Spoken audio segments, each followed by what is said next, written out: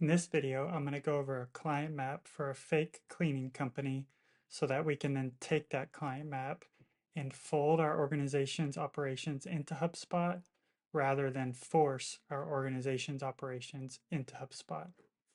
Hi, my name is Ryan Schweihart, where I help organizations consolidate their client operations into HubSpot.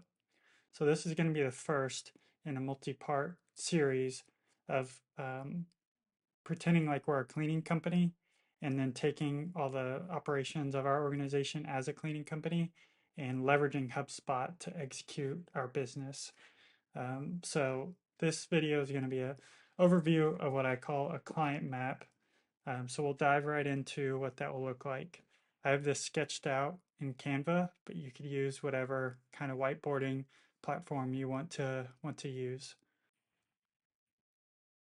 So here's our client map and an overview of it. At the top is a place for you to track software that you're using for different functions within your business and then the corresponding price. I have it here just for consolidation. You could have it on a spreadsheet. It would just be a separate spot that you'd have to go to refer to it. So there's this table here to kind of keep track of where things are. In theory, or for the most part, most of this stuff is going to be in HubSpot, would be the recommendation. But there are some accounting platforms and things like that that HubSpot isn't really the best solution for things like that. The main point of the video today is this kind of bottom half or bottom portion of the client map. I lean towards less is more, and so the more that it can be simplified and consolidated before adding on other services, other avatars that you service, other channels that you market through and to. That's kind of where I lean towards. So this is fairly simplified. Depending on the complexity of your business, it could get more complex, and I'll kind of walk through what that would look like. But again, this is a little bit more of a simplified version of what that would look like. The overall flow is meant to go from left to right. This green box here starts with the product or service. We're talking largely about clients and service-based businesses. So this would be the service, the main service that your company offers. Again, less is more. So I'll kind of highlight how I have it rolled up into one service for a cleaning company, but how you'd still kind of track and manage things like add-ons or alternative cleaning options. This kind of reddish pink piece here, this is our ideal avatar that we service. So if you have multiple avatars that you're trying to market to, avatar is kind of another name for your what I would consider your ideal or best client. Some people service an avatar that's not necessarily their ideal or best client. So in theory, we kind of want to align our best clients with the avatar that we're serving. So that's what this outlines here in red or pink. If you have multiple, you'd have multiple avatars or boxes. And then the yellow, orange, and the blue boxes here indicate channels. So the orangish yellow color is meant to be more of a warmer type of channel, and then the blue is meant to be kind of a colder type of channel. And so again, less is more here. In theory, people will probably have multiple channels, and this is overall meant to be kind of a hierarchy. So you've got your service that you're delivering. You could have multiple avatars that you're delivering that service to or marketing that service to. And then you could have multiple channels that you're delivering to kind of each one of those avatars to essentially meet them where they are. Then on the right with the timeline, we have essentially all the touch points that we want to take our avatar through essentially.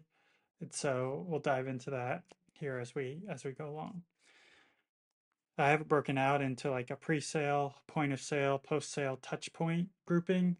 And so in theory, you may have multiple pre-sales, especially if you have multiple channels, touch points early on, and then you're going to kind of funnel them down. I don't love the funnel terminology, but you're going to kind of funnel them down into the more streamlined touch points that you want to essentially curate for the people that you serve. So on the left, as a cleaning company, the name of our business is Shine and Smile Eco Clean. We offer standard recurring cleanings. That's what we want. You know, technically we'll do one-time cleanings, but we want to get people on a weekly, bi-weekly, monthly recurring cleaning basis. Our USP or kind of catchphrase, shining spaces without the chemicals, chaos, or compromises. Um, Whenever you have a brand kit set up, we can set that up within HubSpot.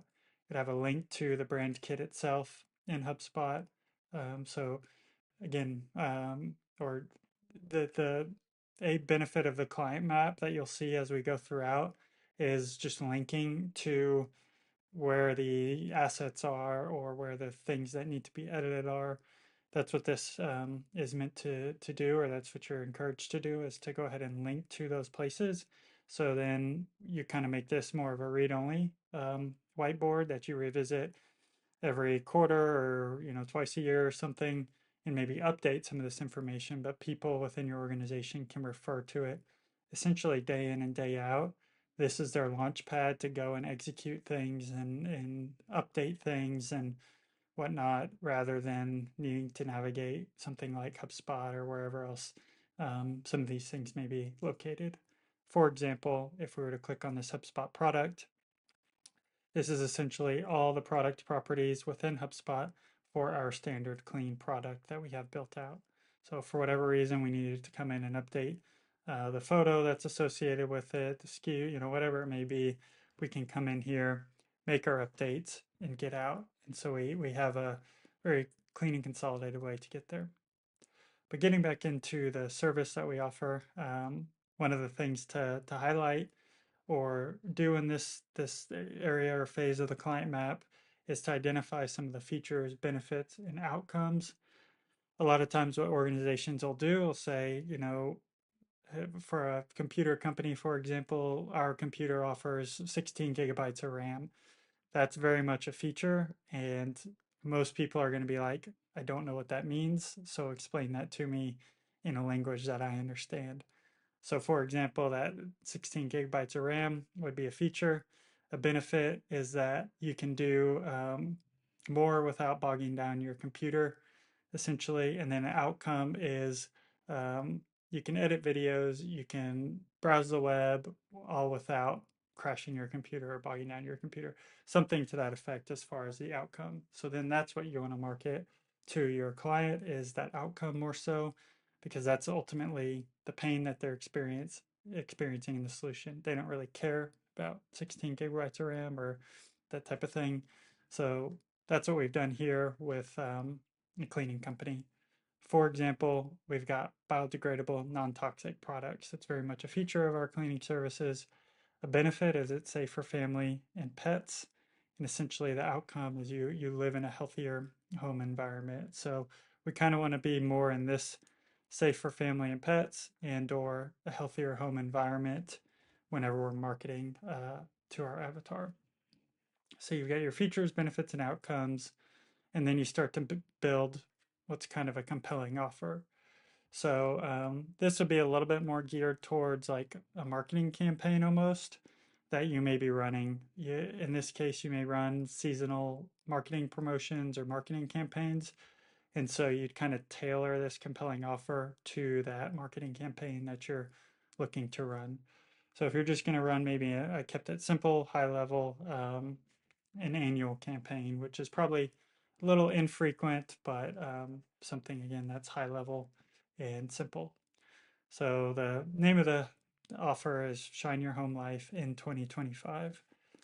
And then we've got our core offer components. Then we have some bonuses that we may be willing to layer on.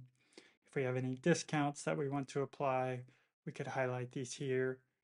Any scarcity or urgency exclusivity that we, genuine scarcity or urgency exclusivity that we want to highlight, we could outline it here. If we have any bold guarantees, go ahead and list those out. Any upsells or add-ons, we've got those listed out, and then how we're going to actually execute the marketing campaign, what channels, and that type of thing would be listed out here. Some of this stuff that's outlined here won't quite translate as we go into the actual touchpoint mapping and the build out per se. This is just some food for thought, if you will, that to start thinking about how to increase the compelling nature of the offer that you provide. One thing I do want to point out, again, trying to keep it high level, we, as a cleaning company, you may offer a standard clean, a deep clean, a move in, move out clean, those types of things. Um, I kind of tried to keep it high level where it's just like a cleaning, and then that would essentially be more of an upsell or an add-on. If you were doing a standard clean, but you really needed a deeper cleaning, you could upsell that. Or there's things like add-ons of a fridge clean or an oven clean or pet hair detail as we have listed here. So just some things to keep in mind, again, in the nature of wanting to keep it simple. Then this pink column is the avatar that we serve. And so in this case, we have Marina here, and it's got a little story here at the bottom and a little overview here of her, the roles that she may serve, not only at work, but at home. She's a mother to a 4 and 7-year-old, community garden volunteer, some of the goals that she has, some of the challenges that she's facing, her hypothetical age, income range, education, where she potentially lives, and that type of thing. So you may have multiple avatars. Again, I just went with one, but another, um, potential avatar would be a young tech startup or something that doesn't have time for cleaning, that would be probably spoken to in a much different way than a mother of two. And so that's where it may make sense to go ahead and break out into multiple avatars, all feeding into the cleaning services that you provide. But you'd kind of have different verbiage and nomenclature that you could then use to market to and put in emails and even website pages and stuff like that. And then as far as channels go, I think every business should be striving for word of mouth. Most service-based businesses, if you were to ask them, where do you get most of your clients from? 80%, 80 plus percent are going to be referrals. And it's like, okay, where do those referrals come from? Previous clients, friends, that type of thing. And so this is a channel that I don't think anyone should ignore, and I think people should really try to tap out and max out before layering on some of the other channels, such as social media or those types of things.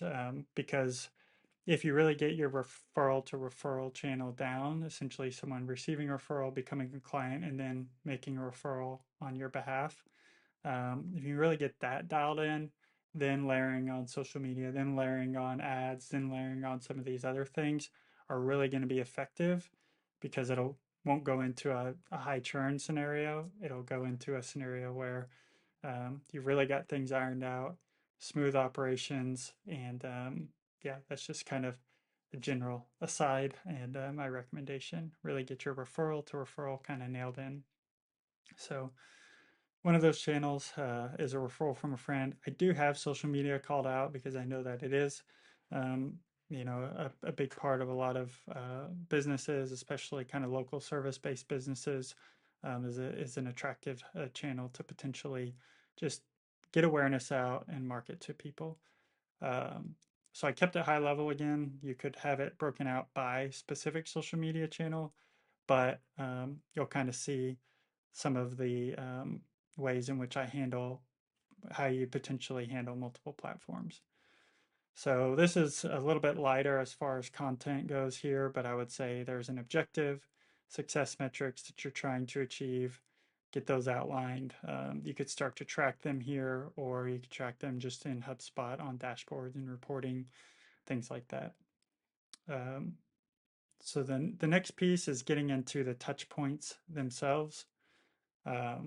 This is just templates up here, the touch point, call to action, maybe how to wow from their perspective, and then we'll add links to various assets related to that touch point.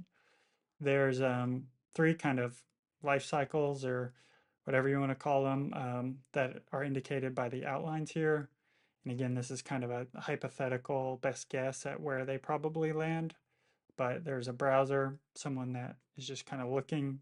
There's a follower, someone that may be following you on social media or subscribe to a blog or something that you have. And then the solid outline would indicate a purchaser, someone that's made a purchase and going through touch points beyond that point. Then we also have stars to indicate major touch points. We've got these little color indicators to indicate the responsible department or group internal to your organization. I've got marketing and sales lumped into one. Very much, most people would break those out, but again, trying to keep it simple. And then purple here is indicated by fulfillment. Then you could also leverage the coloring on the cards where gray maybe needs attention and green is good. You could use more of a stoplight indicator. This would be manual at the moment, but in theory, there may be, potential down the line to have this a little bit more automated from a data source or something like that. So on the pre-sale piece, the way that in theory it might start, someone asks their friend, hey, I've been trying to clean my house, can't ever keep it clean. I heard you got a cleaning company recently, or you're always talking about how great your cleaning company is. Who is it? And so then they say, it's Shine and Smile. Here's their website. Get a free estimate. Takes 2 minutes. They're great. Always on time. Whatever. And so then it's like, okay, they received that referral from somebody. So basically, they're going to potentially go to your website homepage, and the call to action here is to get them to click on a free estimate. So just to indicate like the asset linking and that type of thing, I've got the website homepage listed here, a potential snippet in HubSpot listed here. So if we were to click on the website homepage, for example, it'll take us to the edit page in HubSpot for our website. I just have a home page in this demo example. In theory, you could have multiple pages, and those would be kind of indicated potentially by a touch point. So they may receive a referral from a friend, and one of the touch points is actually navigating to the home page. Another touch point listed below here could be browsing your about page or something like that. And you could have those listed. Ultimately, what we're trying to do is get them down to clicking to get a free estimate. So once they click to get a free estimate, I guess just before I dive in or continue on with the touchpoint mapping, you may notice these face icons.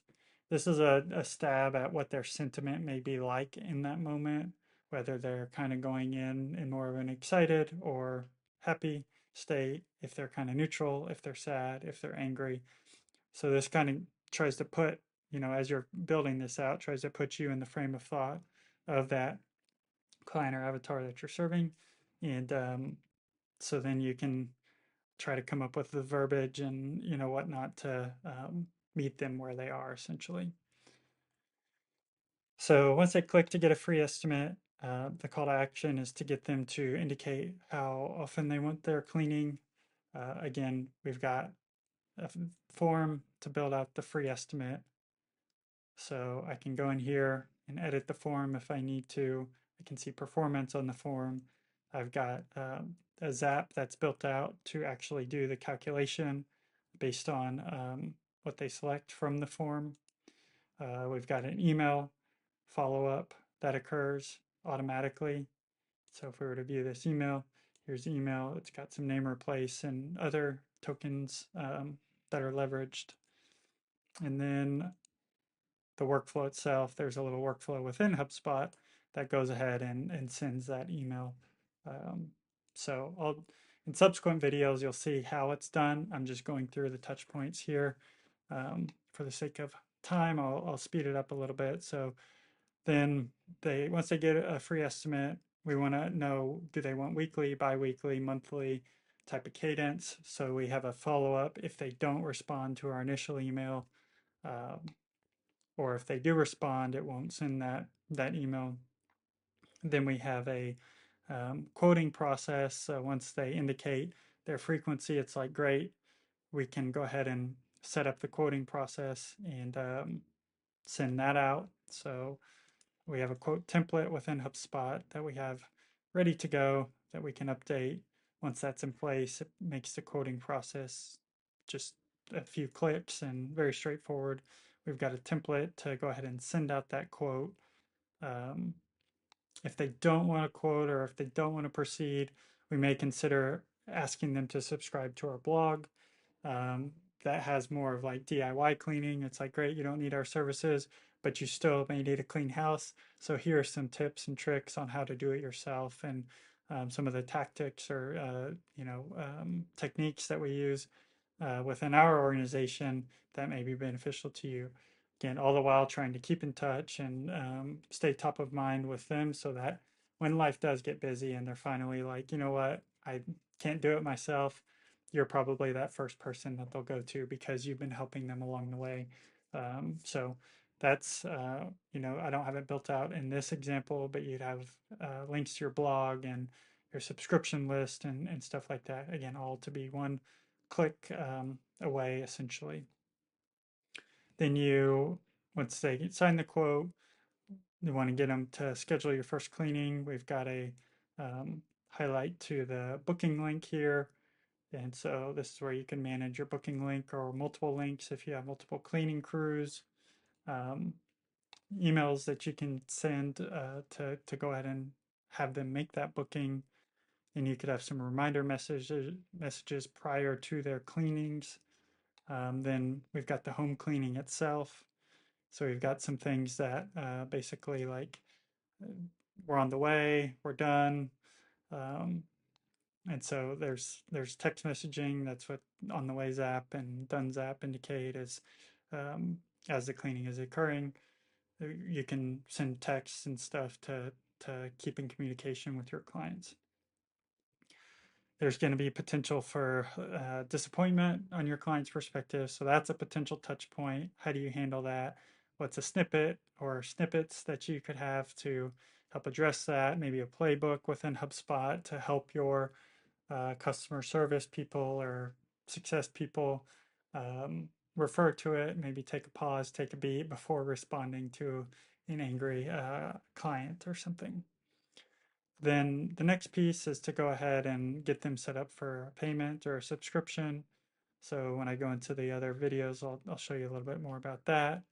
The thank you follow-up is kind of a little bit overkill the way I had it. You may want it, but I have it X'd out.